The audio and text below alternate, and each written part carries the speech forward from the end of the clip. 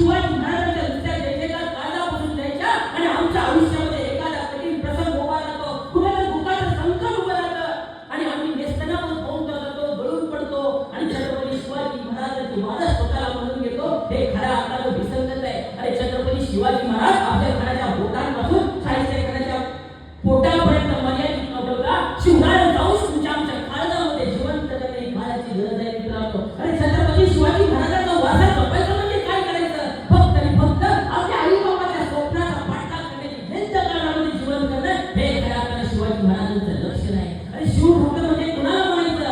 आपल्या घरामध्ये शिवरायांची प्रतिमा किती मोठी आहे यावरती तुमची शिवभक्ती ठरत नाही मित्रांनो. तुमच्या काळामध्ये आईवडिलांचं स्वप्न पूर्ण करण्याची धग आणि येणाऱ्या संकटाची मुकाबला करण्याची धग किती आहे ना, याच्यावरती तुम्ही काय ताकदीचा काय लायकीचा शिवभक्त आहे, तुम्ही या लायकीची जिजाऊची मायले तुम्ही त्या ठिकाणी लेख आहे हे ठरतं मित्रांनो. शिवाजी महाराज धर्माच्या चौकटीमध्ये आम्ही कैद करतो, शिवाजी महाराज हिंदूंचे राजे, शिवाजी महाराज मराठ्यांचे राजे, त्या फालतू गोष्टीमध्ये शिवाजी महाराजांना कैद करून आम्ही आमच्या आई वडिलांच्या स्वप्नाकडे कानाडोळा करतो आणि शिवाजी महाराजांसारखा अमर्याद असणारा माणूस आम्हाला मर्यादित वाटतो. कारण का आम्ही त्या दृष्टीने शिवाजी महाराजांकडे पाहिलंच नाही. आणि शिवाजी महाराजांचं नाव जरी आमच्या कानावरती पडलं तर आमच्या हृदयातला शिवराय जागवतो. कारण का त्या मातीचा